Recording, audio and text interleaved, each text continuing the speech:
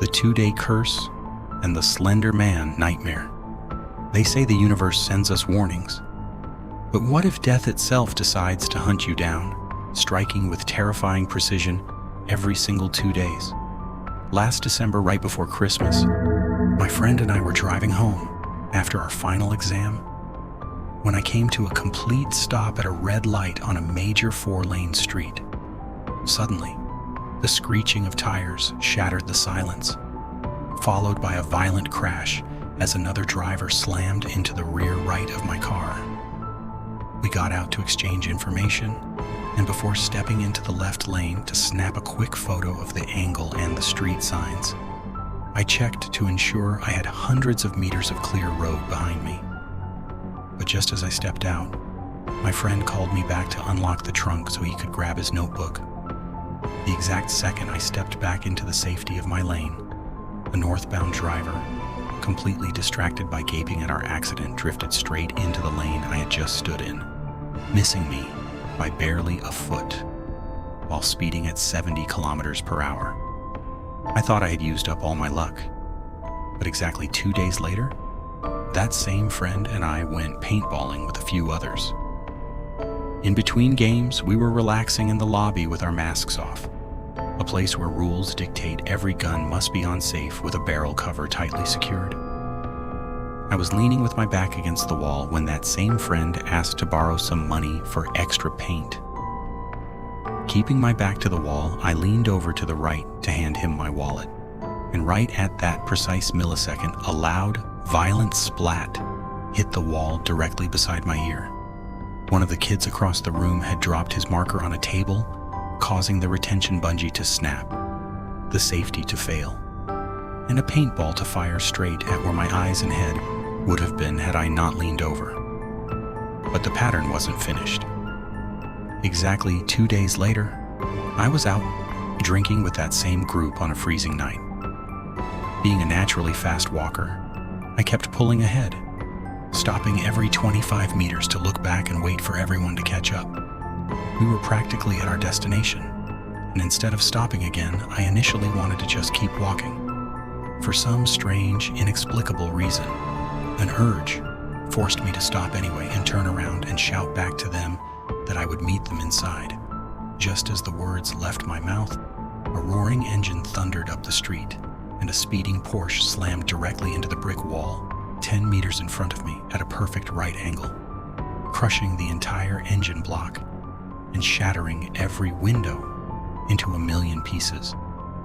Had I kept walking instead of stopping to shout, I would have been crushed directly between that car and the building.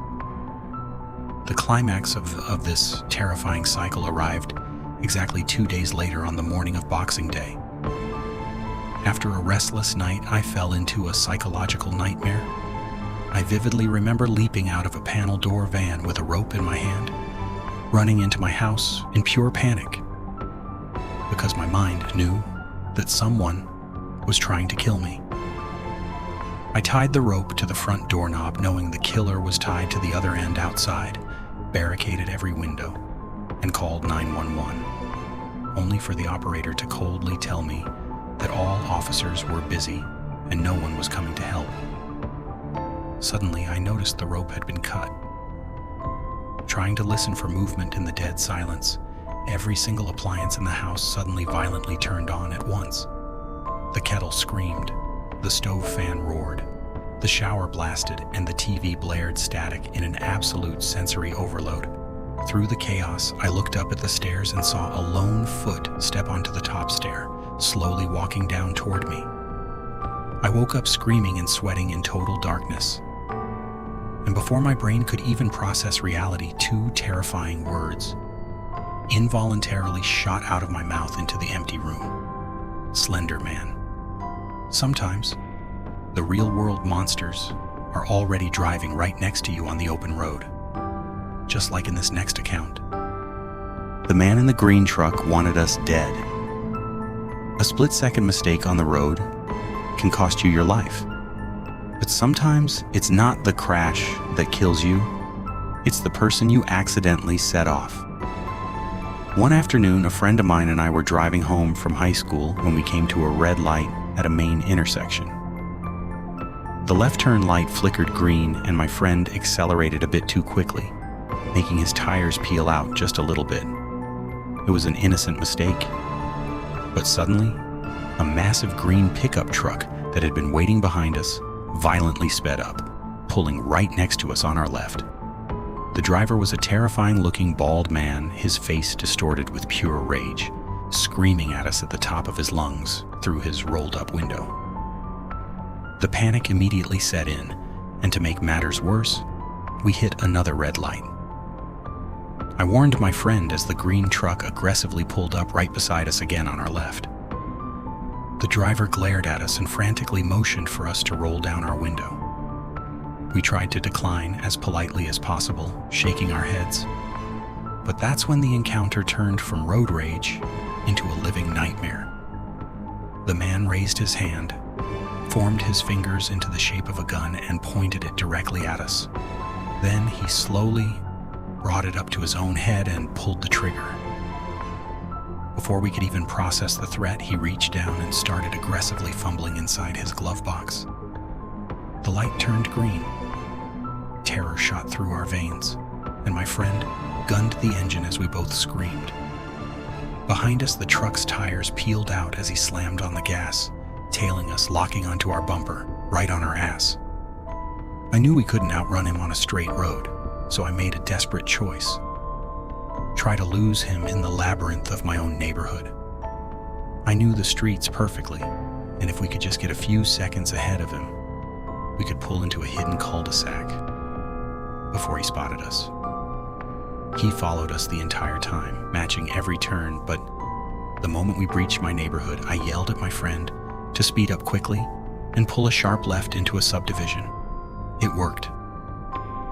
We tore down the street until we found a busy-looking cul-de-sac, quickly parking and ducking low behind a car in a stranger's driveway.